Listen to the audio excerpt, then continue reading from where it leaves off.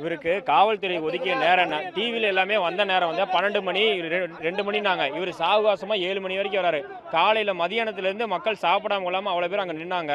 இப்போ நேரம் தவறி இவர் வந்து ரோடு ஷோவே நடத்தக்கூடாதுன்னு சொன்னாங்க. ஒவ்வொரு இடத்துலையும் எதுக்கு நின்று வேலூரில் நின்று மேலே ஏறி அவர் பாட்டுக்கு எல்லாமே கையை காமிச்சு எல்லாம் பண்ணி இவர் வந்து விளம்பர அரசியல் பண்ணுறதுக்காகவே கும்பலை சேர்த்தி பயங்கரமாக பண்ணியிருக்கிறாரு. இவங்க மக்கள் வந்து ஓட்டு அரசியலுக்காக வந்தாங்களோ இல்லையோ, அவர் ஒரு நடிகரை பார்க்கணுன்றது ஆர்வத்துக்கு வந்தாங்க. இன்னைக்கு இத்தனை உயிர் போயிருக்குது. ஒரு கண்டனம் தெரிவிச்சிருக்கலாம், ஒரு மன்னிப்பு கேட்டிருந்திருக்கலாம். ஒரு நீங்கள் வந்து நேரில் ஒன்று இந்த இடத்துல வர தேவையில்லை.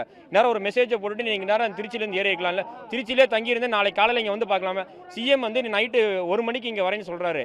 இவர் வந்து இவ்வளோ பிரச்சனைக்கு காரணமான இவரே வந்து எதுவுமே பேசாமல் கம்முன்னு போயிருந்தாரா? இது என்ன அர்த்தம்? இவர் மூஞ்சி திருப்பிட்டு போயிட்டா இவர் நாளைக்கு எங்களை வந்து பார்த்து எங்கள்கிட்ட ஓட்டு கேட்க மாட்டாரா? எதுவும் பண்ண மாட்டாரா? இது எந்த விதமான அரசியல்னு தெரியல. இது வந்து இவர் மற்ற அரசியல் கட்சி தலைவர்களை பேசுறதுக்கு அருகதையே கிடையாது இவருக்கு. இவர் வந்து தேவையில்லாமல் இந்த கட்சியை வந்து எதுக்கு ஆரம்பிச்சுன்னு தெரியாமல் ஆரம்பிச்சு, கொள்கையினால என்னன்னு இல்லை, அதில் தேவையில்லாமல் ஆரம்பித்து மக்களை வந்து ஒரு விளம்பர அரசியல் பண்ணி இத்தனை பேர்த்தோட மக்களோட உயிரை தின்றுருக்குறாங்க. தயவு செஞ்சு அந்த கட்சியை கலைச்சிட்டு போயிடலாம். அவங்க இது நடத்திருக்கவே தேவையில்லை. கும்பலை வந்து மக்களை காலையிலேருந்து காக்க வச்சு இன்னைக்கு இத்தனை உயிர் போயிருக்குது. இத்தனை 6 குழந்தைங்க, பிஞ்சு குழந்தைங்க, ஒரு வாழ்க்கையை வாழ ஆரம்பிக்கிறதுக்கு முன்னாடி இத்தனை குழந்தைங்களோட உயிர் போயிருக்குது. இதுக்கெல்லாம் யார் அவர் பொறுப்பேற்றுக்கு வரா? அவர் போயிட்டு வருத்தம் தெரிவிக்கிறேன் மன்னிப்புறேன்ட்டு போயிடுவார். இப்போ அந்த குடும்பத்துக்கு யார் பதில் சொல்லுவா? இன்னைக்கு இது எல்லாத்துக்குமே அரசாங்கம் தான் பதில் சொல்லி ஆகணும். இவர் இந்த அரசாங்கத்தை தான் திட்டினார், எதிர்கட்சி தலைவர் எல்லாத்தையுமே தான் திட்டிட்டு போனார் அவர்.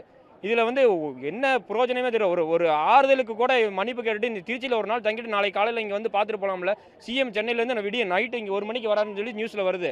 இதெல்லாம் பார்க்கும்போது இவர் எந்த அக்கறை இருக்குது இவருக்கெல்லாம்? எதுவுமே இல்லை. இவர் எதுக்கு இந்த விளம்பர அரசியலை பண்ணி இவர் மக்களை வந்து இப்படி இது பண்ணுறா அப்படின்னே தெரியல. வெறும் மணிசங்கருங்க என் பேர்.